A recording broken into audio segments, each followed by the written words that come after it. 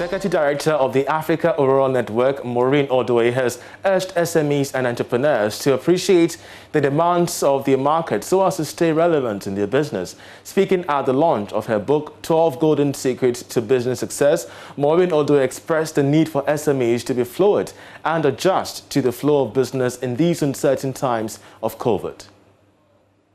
Because the challenge was a lot of people didn't want to write business plans. It was too bulky, it was expensive, consultants were taking advantage of people, and the entrepreneurs themselves didn't even understand the business plans that they received from these consultants. Yet it was a requirement to go to the bank or to go to any investor. So I said, what can I do about this? Young people who I want to serve don't even have the money to pay. So, does it mean they shouldn't write a business plan? No. I think they should. After all, they've been to school. Just that the school system didn't equip them adequately to write a business. And joining us via Zoom are some budding entrepreneurs who have been following development in the market. They will be sharing with us their stories. Tom Chris Emewulu is the founder and president of the Stars from All Nations, and as well, Emmanuel Karikare is the founder and CEO of STEM Lab Afrique. Of course, later on we shall have Dr. Sharif Ghali, who is on our far right, the president of the Chamber of Entrepreneurs, to respond to most of the concerns that these young ones could raise. But first of all, to you gentlemen, welcome to the program. How are you recovering from the shocks of the pandemic? I want to start off with you, Tom. Thank you very much. Thank you for having me on the program. My name is Tom Chris Emewulu, as you rightly mentioned, from Stars from All Nations. As we know, the pandemic shifted gears on how businesses operate, especially for the startups and budding entrepreneurs. As a responsive organization, of course, we had to re-strategize and refocus our operations in ensuring that our technical angles are geared up. It's still a journey of recovery, as most businesses are engaging in, but I can say that leveraging tools that are available, creating extensive networks with ecosystem players, particularly, which I'm so happy that the Mastercard Foundation connected us to the Aurora Business Network to improve our business model further and, of course, network with other like-minded individuals. So these learning experiences, these networking opportunities has been instrumental in getting our work to the next level. And of course, we have just recently closed the funding that will help us to facilitate our new phase of operation. So it's been quite an exciting journey, as every business that is anticipating the future trends in the economy, in the industry would tell you, circumstances will always come, but as a business, you have to always go back to your drawing board and see how you can always remain relevant to your stakeholders and continually serve your clients. Hold on that thought for me. I want to bring in Emmanuel, because Emmanuel, you're also a budding entrepreneur, and in your own space, you operate within the shoe industry.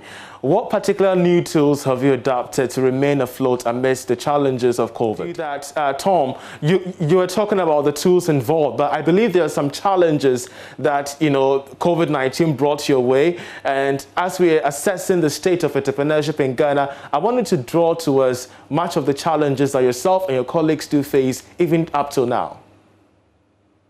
Yeah, of course. As you mentioned, the pandemic created a lot of challenges for startups, precisely. Thank you very much. Well, for every business, but startups felt it the most. For us, it was a time when we had to refocus our workforce because some of the staff needed to refocus on other things during the down period of over a few months of down period that we had. And now we are regrouping, recruiting more.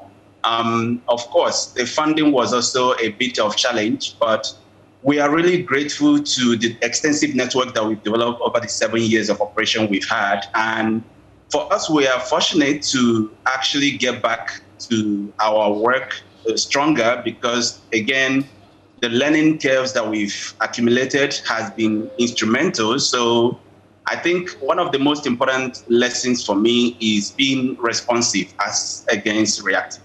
Being responsive as against being reactive. Emmanuel, I'm just hoping that it works this time. What has been the challenges for you and the tools you've adapted to succumb these challenges as an entrepreneur?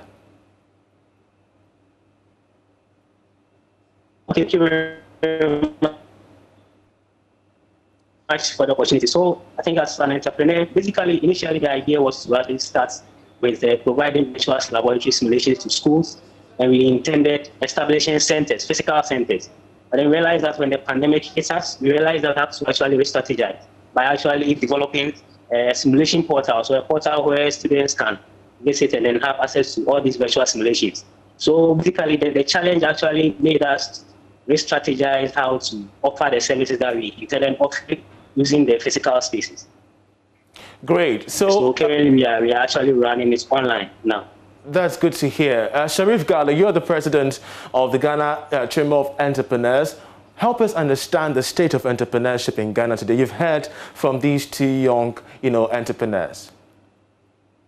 All right, so thank you very much for the opportunity and glad to hear from these budding young entrepreneurs. It is not any different from whatever they've said. COVID-19 hit both the startups, the SMEs, and even the big industry players on so many different ways.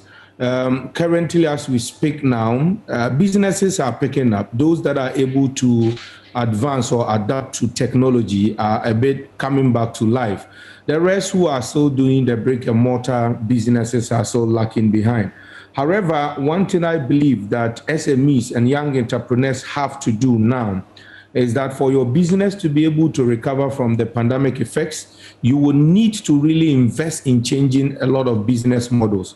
I know it takes a lot of investment when you want to change your business model, but as we speak now, that is one of the things. You can imagine one of the young entrepreneurs just indicated that when they were doing physical business and the pandemic got in, they had to change, and now they are doing online business. That has been able to allow them stay afloat.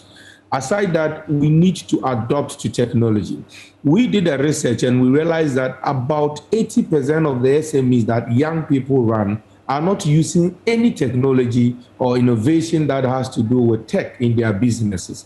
And now this is a situation where movement of human beings is limited, and even it affected the purchasing power of the customers that would, in one way or the other, come for our goods. Because people are very careful as to what they spend their monies on now.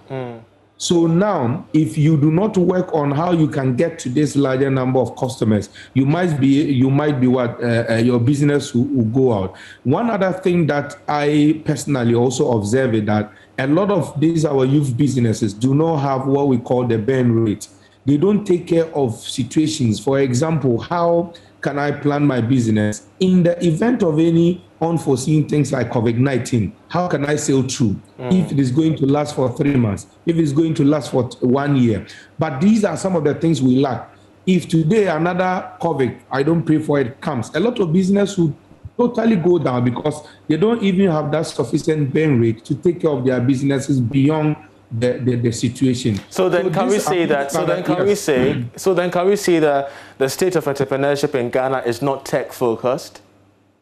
Is that what you're trying to come again, please? Can we therefore suffice to say that the state of entrepreneurship in Ghana is not tech focused?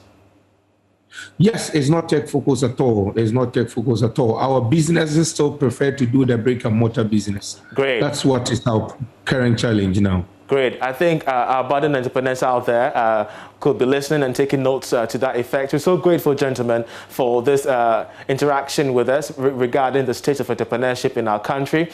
Ton, we're so grateful. Emmanuel, we're so grateful. Dr. Sharif Ghali, grateful for your input as well. You're still watching The Marketplace. We're going for a short break. We'll be right back with more stories this day.